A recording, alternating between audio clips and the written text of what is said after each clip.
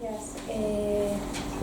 Buenos días. Es un placer estar aquí y poder presentar el proyecto de Repensar Guernica en representación del equipo tan grande que estuvimos detrás de este proyecto. Para contextualizar, el proyecto es un poco una excusa en las múltiples conmemoraciones que se hacen a Picasso. En el año 2018 se hizo una exposición, se publicaron varios catálogos referentes a la obra de Guernica, pero sobre todo el Museo Reina Sofía tenía como pendiente, tenía la responsabilidad de elaborar como una memoria documental en torno a la obra. Esto es un proyecto de colaboración entre el Departamento de Restauración y de Conservación del Museo de Colecciones y el área de proyectos digitales, que en estos momentos se encuentra bajo el área de actividades editoriales. Por lo tanto, se trata de un proyecto editorial digital, ¿no? Para nosotras es muy importante destacar este hecho. Repensar Guernica es un proyecto con muchísimas capas, es un archivo abierto, libre, que va creciendo. Comenzó con un conjunto documental, una investigación en torno a la obra, en torno a la correspondencia que genera el propio encargo, cuando se le encarga a Picasso una obra para el pabellón de España en la Feria Internacional de París. Desde ese momento genera muchísima documentación, muchísima correspondencia, prácticamente se convierte en un símbolo político desde el principio de su exhibición y es demandado por muchos países a lo largo de muchos años. No solamente este proyecto aglutina todo el tema de la correspondencia, sino cómo se convierte todo este recorrido y toda la documentación que se genera en cuanto a medios, etc. El proyecto, para realizar, como os digo, hay dos ejes principales. Por un lado sería la investigación documental, el conjunto documental por el que se articulan diferentes relatos e itinerarios, y por otro lado algo mucho más físico y más plástico, que tiene que ver con la digitalización del propio cuadro, que hasta ese momento no se había digitalizado en una tecnología denominada gigapíxel, pues un cuadro de estas dimensiones. Es un estudio que se hizo para ver el estado de conservación y para asumir una posible restauración de la obra. Se visitaron, primero haré referencia a la parte que tiene que ver con los documentos. Lógicamente la parte más difícil de una página web de estas dimensiones además siempre es la home. Las subsecciones se tienen más claro, ¿no?, a qué se hace referencia, pero luego lo que es la home y la presentación sabemos que es la parte más complicada, y además hay que atender a esto que comentábamos en la primera ponencia, todo lo relativo a lo que tiene que ver con la divulgación, ¿no? El papel que el Museo Reina Sofía, digamos que en ese sentido tenía como un objetivo de mediar claramente sobre el documento y sobre realizar una presentación, porque no siempre hay que dar por hecho que el público conoce el origen del cuadro y toda la documentación que se genera a partir de ahí. Entonces, sencillamente, de una manera de una presentación, haciendo los medios, utilizando las herramientas digitales que tenemos a nuestra disposición, pues tratamos de hacer una presentación de la obra lo más atractiva posible, pero sobre todo explicar, ¿no?, todos estos pasos que se dan, que nos llegan a Guernica y que nos permite articular todo ese conjunto documental en tres grandes relatos, que sería la geografía sin límites, el cuadro desjerarquizado y los debates artísticos. Es decir, no solamente es una base de datos donde están los documentos, sino que se trata de hacer una mediación y una contextualización, ¿no?, entre los documentos. La investigación documental la lideran Rocío Robles y Inés Plasencia, que ellas son docentes de la Universidad Complutense de Madrid, y para este proyecto consultan más de 120 archivos del mundo, instituciones públicas, privadas, colecciones privadas, etc. Bueno, os podéis imaginar cómo a nivel de derechos de autor la obtención de todos estos documentos para tenerlos digitalizados pues supone una gran gestión de derechos de autor. En muchos casos hay que pagar no solamente por los derechos, sino por tener el propio documento digitalizado online. Yo creo que las personas que estamos aquí somos muy conscientes de ellos, pero los derechos de autor normalmente se asocian a una obra pictórica, ¿no?, y no nos damos cuenta de que los documentos y cada una de sus páginas tienen estos derechos de autor con las consecuentes, con el incremento presupuestario que supone muchas veces limitar el proyecto. También elaboramos una serie de agentes, una serie de los protagonistas un poco de todas estas historias, pues desde el año 1900, desde el 37 hasta la actualidad. Tratamos de contar también quiénes son los protagonistas, y no solamente son personas, sino que también son hechos históricos, y bueno, pues tratamos de también contextualizar en ese sentido. Voy a introducirme directamente en lo que es el buscador. En el buscador, como comentaba al principio, en el año 2018 partimos con alrededor de 2.000 documentos, y en la actualidad tenemos 2.271, con este afán de enriquecer la base de datos constantemente. De hecho, ahora teníamos pendiente recuperar algunos archivos que estaban en el MoMA, y llevamos más de 2 años tratando de, realizando estas gestiones para que ya antes de que acabe el año puedan estar también disponibles. Lógicamente es un archivo abierto que es un work in progress eterno, y que además también, como se comentaba, están los problemas de soportarlo tecnológicamente. Solamente como dato técnico, está programado en un software que se llama Drupal. Es un software abierto, ahora mismo está programado en una versión 9, y la idea pues es tratarlo de sostenerlo a lo largo del tiempo con las actualizaciones pertinentes que correspondan. Toda la página web se articula, o el eje principal son estos documentos que tienen un buscador facetado, donde se faceta por el tipo de material, los autores o protagonistas que corresponden, los años, toda esta cronología, las ciudades, porque como sabemos la obra tuvo una itinerancia antes de establecerse en el MoMA y luego regresar, regresar no, porque nunca estuvo realmente, no, cuando va a Madrid, pero no solamente estas ciudades en las que estuvo, sino las ciudades en las que fue demandada, ¿no?, que estuviese.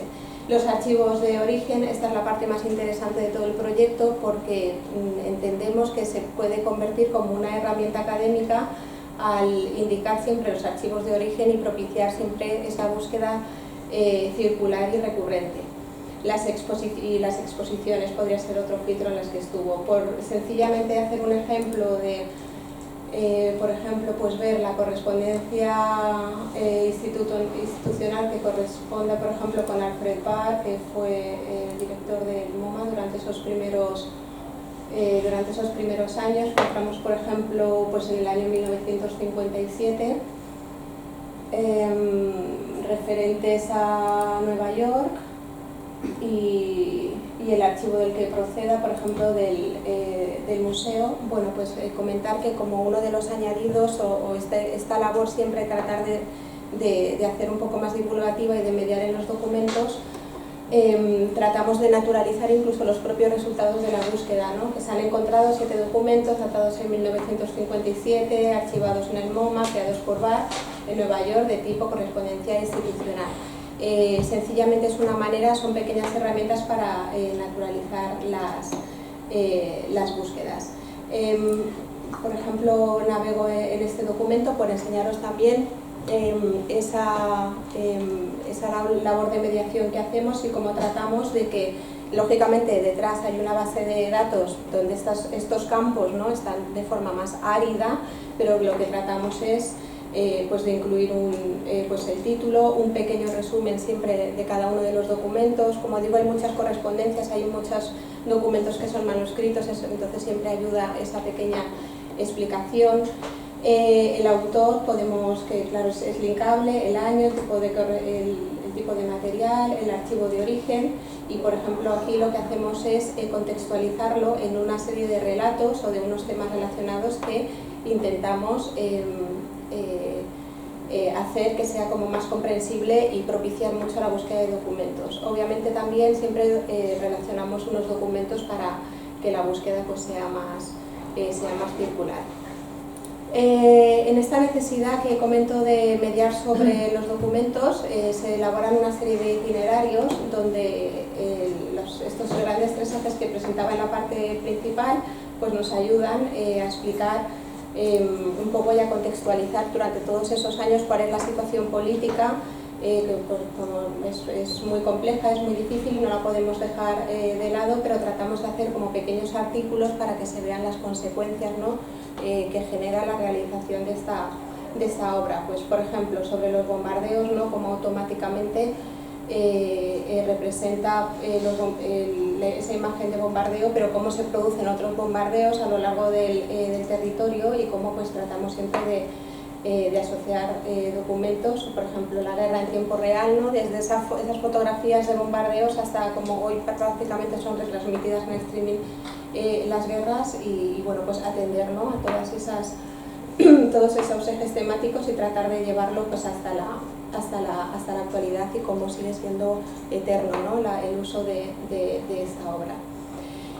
Otra manera de darle esa vuelta al archivo o de tratar de hacer atractiva o de incitar a la navegación del archivo, como teníamos alrededor de 2000 y la franja cronológica también era como muy acotado, pensamos que una manera bastante interesante de navegar por estos documentos podría ser a través de una cronología que comienza en el año 1936 y que, bueno, aquí está hasta el 22, como os digo, a final de año incorporaremos nuevos documentos y aquí además el propio volumen de los documentos pues nos permiten ver, ¿no? Pues en este caso en 1982 pues todos los documentos que se generan nos hacen ver o destacar aquellos años en los que sucede algo pues de relevancia, ¿no? Relativo al cuadro. Se pueden navegar las OP desde aquí, se pueden navegar también los documentos y también se pueden realizar búsquedas. Tenemos los relatos que comentaba, podemos ver, por ejemplo, vamos a filtrar por las geografías sin límites, el Partido Comunista de España y de tipo de material, pues fotografías. Pues es como un poco darle la vuelta a la navegación habitual de facetas y de buscador, para tratar de hacerlo de esta forma que supone que es bastante atractiva y que invita mucho a la navegación. Dentro de las secciones de Repensar Guernica, hacía hincapié también no quería pasar por alto pues todo lo relativo a tener la obra digitalizada online en esta tecnología que se denomina Gigapixel.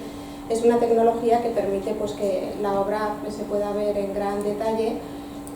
No hay ninguna necesidad, además, de ocultar el estado en el que se encuentra el cuadro. Lógicamente es enrollado y desenrollado en numerosas ocasiones, viaja en avión.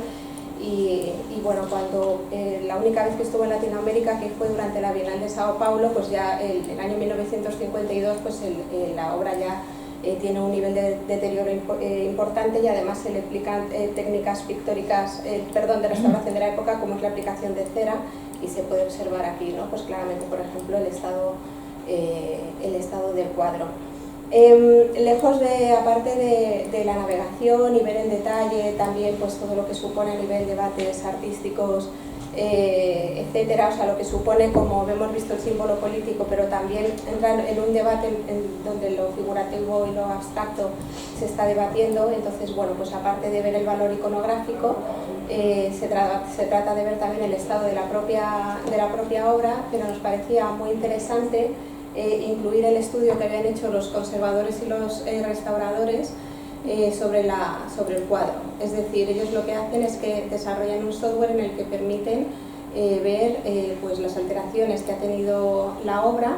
Normalmente esto se realiza, son estudios internos que nunca ven la luz, pero a nosotros nos parecía también adecuado dejar aparte pues, al público, a los usuarios y usuarias, pues, que pudiesen navegar y que también pudiesen conocer las técnicas de restauración o de conservación, porque el cuadro no ha sido restaurado, que se llevan a cabo. Y ya para finalizar, bueno, es un proyecto que sigue creciendo. Estamos preparando una nueva sección donde nos interesa mucho trabajar pues, con historiadores e historiadoras que dan diferentes lecturas a la obra, y esto, por ejemplo, es el último proyecto que se hizo, donde lo que hacíamos era trabajamos, no puedo cerrar, puedo individualizar sin problemas. Aquí trabajamos, por ejemplo, con Francis Francina, que él es de la Universidad de Reino Unido, donde tiene un trabajo de investigación en el que asocia pues, cómo a lo largo de la historia y alrededor de diferentes conflictos, pues siempre existe pues un activismo o colectivos de artistas, ¿no?, que mediante el ámbito artístico protestan contra una guerra, y en el caso de la guerra de Vietnam o de la guerra de Irak, como existieron colectivos que recuperaron esa imagen de Guernica. Y entonces, bueno, esto es una sección que alberga 200 documentos, y nos parecía interesante esta idea de retorcer aún más la visualización de los propios archivos y no hacerlo mediante un buscador, sino hacerlo mediante un diagrama también circular, pues para invitar a otro tipo de lecturas. Como comentaba, es un archivo abierto que está en constante evolución y que tratamos de incorporar pues todas las lecturas que el Guernica al final es como una excusa, ¿no?, para visibilizar este tipo de investigaciones. Muchas gracias. Sí.